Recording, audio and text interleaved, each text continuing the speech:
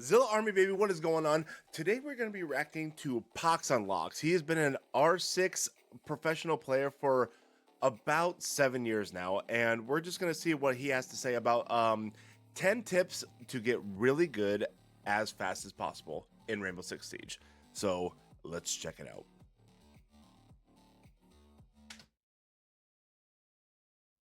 I'm an idiot.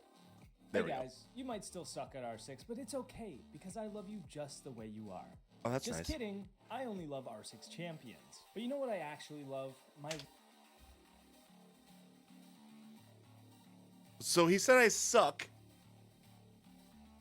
and then he said he loves me, but he doesn't because I'm not a champ. All right. Raycon everyday earbuds. Oh, Wow. gee. Okay. Look at that. In the seats with third at the same. I And we're gonna skip through the ads. For the 90 minutes of hop on my exercise. Raycon What?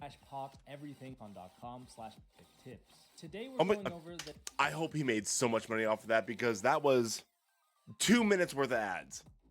I'm just throwing it out there in a 13-minute video. All right, back. 10 best R6 tips to get really good as fast as you possibly can, because at the end of the day, we all want to be better at the game, so why not get better faster? If you're True. a newer player, this first tip is going to help you the most. It's learn the maps as fast as possible. I'm not going to be some basic YouTuber here and be like, oh yeah, just learn the maps, because obviously it's a little bit more complicated than that. However, you can learn the maps a lot quicker by playing soft breaching operators like Buck and Ash. Using Buck's ability to open up walls, open up floors, open up ceilings allows you to learn what leads to where and how you can maneuver the map in different ways. You can do this even better by going into a custom game to explore each individual. Okay, I thought he was gonna lead off with that. So if you go in and you play against AI, that would be the easiest way, I would think. But I thought he was talking about at the beginning about just going into multiplayer and or standard or quick play or whatever and playing against real people and just causing mayhem. But yeah, okay. Individual map. I would recommend doing the ones in the rank pool, starting with the most popular and then making your way down to the less popular maps. Another great way to learn the maps quicker is by watching Pro League to see the. Okay, Pro League, yes. Excuse me. I would say start with the least popular maps first because you're not going to play them as often and you're not going to learn them as quick. So go into quick play or your custom maps and do the maps like labs, lair, consulate, maps like that you're not going to play. Skyscraper. Do those ones and you will learn those better and you will have a better understanding because you're going to play all the other ones a lot. Coastline, Oregon, you're going to play all those a bunch. So you'll learn those a lot faster. You need to play the other ones on your own.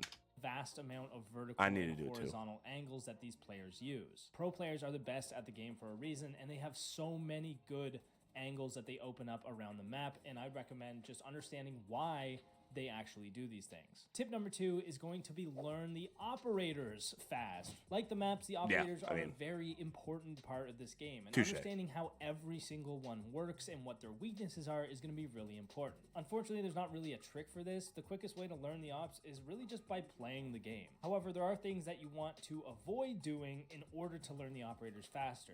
The first one is not to have a main operator, but instead learn the operators of different roles so that you have different options and approaches to your game. If you only play one main operator, you're not going to learn how the rest work. Yes, you might get good at one, but you're not able to adapt to the other team and their playstyle. So instead, you want to explore the different gadgets, the different operators, and the uses for each and every one. Looking up guides on YouTube for each operator for a base understanding of how they work is a great way. Ooh, maybe we'll react to that. That'd be fun. Once you kind of understand how this operator works, don't stay too long playing this. What's that guy doing? Move on to the next, learn them all. Trust me, it's a very, very important piece to getting good at the game. By avoiding having a main operator, like I was mentioning earlier, you can counter the other team more effectively, which is our third tip: counter the other team. Direct operator counters like bringing Warden if they keep using smokes and flashes, or using IQ when you see a Valkyrie or Echo picked by the defenders, is a great way to get the advantage on the other team. There's a ton of different counter.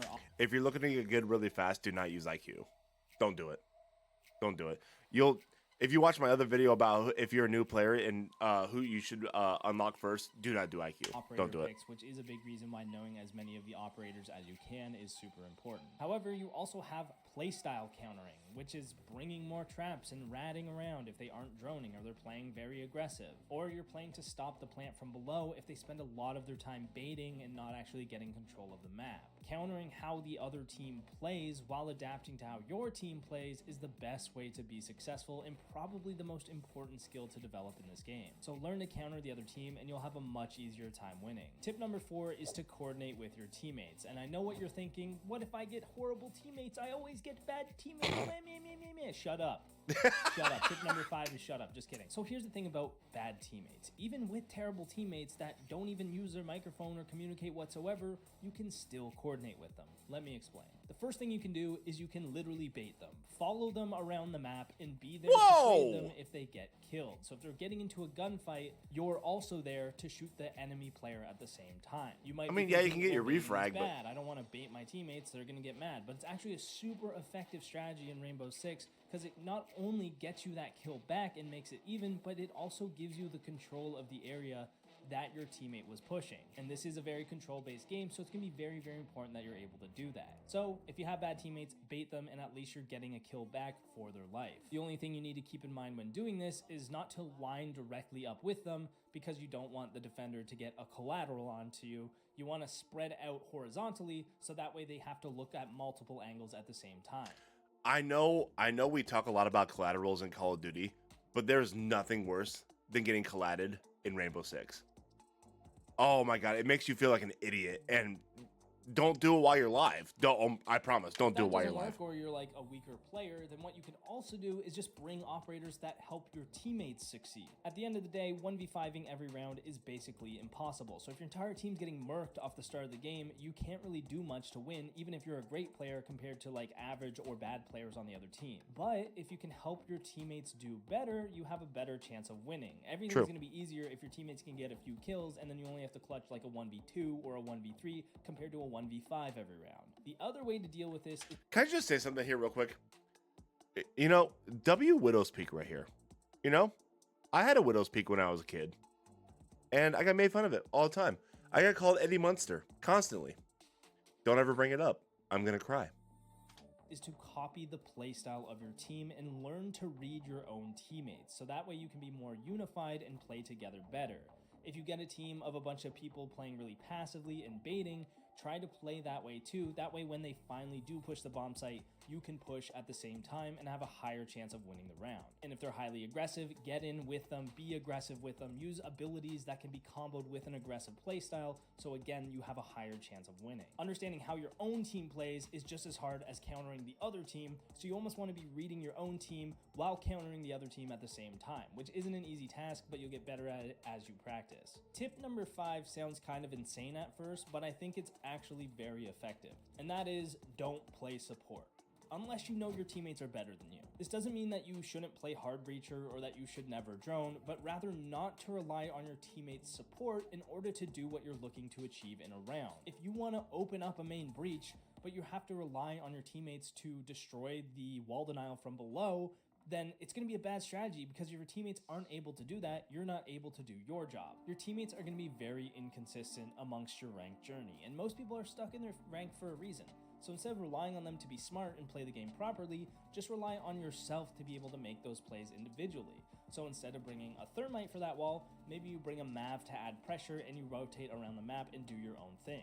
You never want to be stuck in a position where you're completely relying on your teammates in order to do your job because, again, teammates are just so inconsistent. So what I mean when I say don't play support is just don't rely on your teammates to do the big, important jobs within the round, like get rid of wall denial. So then why didn't we just say that to begin with? So if you're gonna play a support player, you need to play ace. Then you can throw your ace charge from a ways away, and then you can go off and do your own thing, like he said. Perfectly fine. I like how he worded it, but we could have just like called it something different from the get-go, I Get think. the I don't know. entry pick or make He's a a play. pro, Run so the I'm not grind going to on like yourself, bash him about it. improving on those skills yourself so that you're able to carry your But team to victory yeah, with I don't big know if I plays. agree with this And one. that leads into our next tip, which is don't do what your teammates do. If you're stuck in silver and you see your teammate make a big play by running up a staircase and killing their whole team, the chances are that play was pretty bad and it just happened to work that round. If you're playing Don't copy your silver players because you are playing against silver players. Do you understand what I'm saying? That don't do it. Don't do it. other silver players in that rank, they are also stuck in that rank. So the chances are even the good plays that they make are still bad. So instead of copying these strategies, which are Those that clearly can't do keeping this coach other chat. player in That's silver, all you gotta learn know. better strategies that will work against better players. I see a lot of this when I do these spectating nightmare match reviews. People just do these strategies that happen to work. You know, they walk into an area that they really shouldn't survive in, and then it ends up winning the round by them killing multiple people. It's just another way that players stay inconsistent. So don't copy what your teammates are doing, and don't do the terrible strategies that your teammates have. Instead, try to look back on your own gameplay and learn the fundamentals of what you're doing right and what you're doing wrong. Just because you win a round doesn't mean you did something good. It just means you happened to win. Tip number 7 is another simple one. It's just play ranked. If you're not level 50 and you're unable to play ranked, then just play standard, because the most competitive game modes is where you're gonna learn. Playing in quick match all the time, you're going to play people who aren't trying, doing dumb stuff, and you're going to learn bad habits. But by playing ranked or standard, which are both skill-based matchmaking playlists, that's like watching a you're gonna Marley play other video. players who are within your skill level. Like, This don't means copy some of the Marley if you matches want to can be a good. little more difficult when you're playing people who are slightly higher skilled than you, and you're actually going to improve at the game. So play as much rank as you can, and don't actually worry about your rank, just focus on improving. Tip number 8 is watch your games back. Rainbow Six has this amazing feature called Match Replay, where you can literally watch every single round from every single player perspective, or even from a bird's eye view.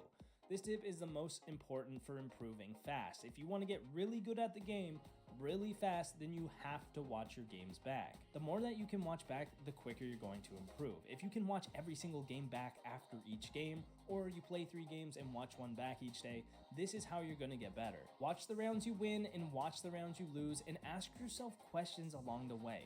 Why am I doing this? What am I achieving here? Am I helping my team right now? Absolutely love this. You want to make sure you're constantly helping your team throughout the round and progressing as the round goes forward. If you find that you're just sitting on the roof half the time, that's a serious issue that you need to fix. I promise you, this is a way to find glaring issues in your gameplay and just removing them altogether for major increases in your rank. Which leads us to our next tip. I'm going to add on top of that. Michael Jordan said it best. He never watched his highlights. He always watched his lowlights. Go back to your worst game and see what you did wrong there. That is the best thing that is by far the best thing that he has said. Go back and watch your games, but watch your worst games. Don't watch the ones where you went 12-2 or 12-5 or 10-3, whatever. Go to the one where you went 2-10. You can't go 2-10.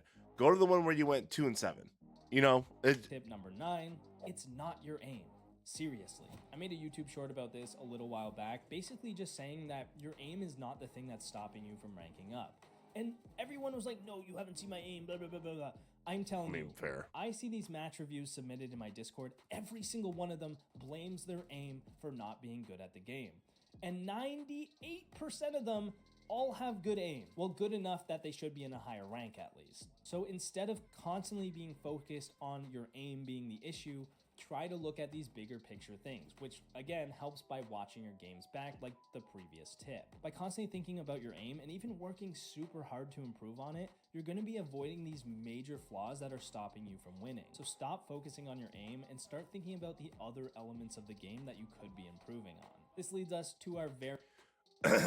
So here's the thing about pro players giving people like us advice. Okay. Their aim is immaculate.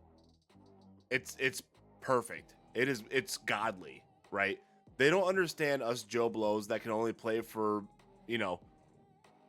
5 to 10 hours a week.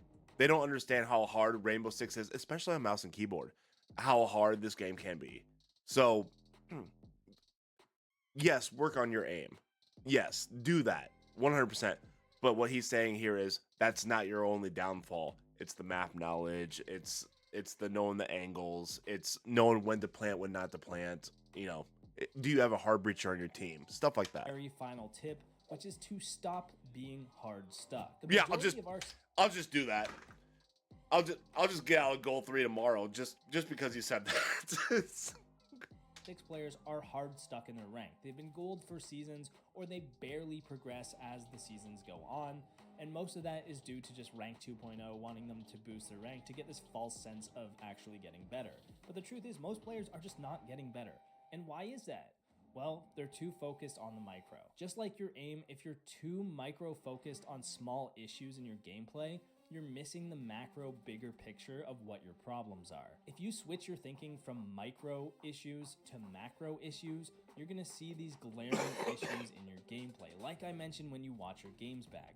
So when you mess up in a round, or you end up losing a round because of a small thing like you were holding a bad angle, the chances are it's something much bigger than that that led up to that point that got you in that position to lose. So instead of focusing in on these tiny issues that you have right before you die, try to go bigger scale with it. Look at the events that led up to you being in that position or making that bad play, and try to fix those issues earlier on in the round.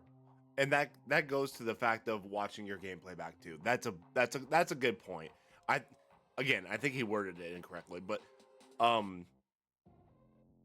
if you're hard stuck, there's one thing you think you need to work on, but in the background there is 8 other things you need to work on. Not as much as the one thing that's glaringly obvious, but you need to worry about those other things as well. Good point. Round. Getting this macro mindset and just seeing bigger picture is definitely going to help you rank up. So I hope these 10 tips will help you get good at R6 as fast as you possibly can. If you have any other tips that you can give to the rest of the people watching this video. All right, that was good. I enjoyed that. I will leave the original video in the description and his channel in the description too. Okay, hug somebody today. Never around 2 hugs, send a text, make a phone call. You never know whose life can change. All right, I love you guys from the bottom of my heart. Peace.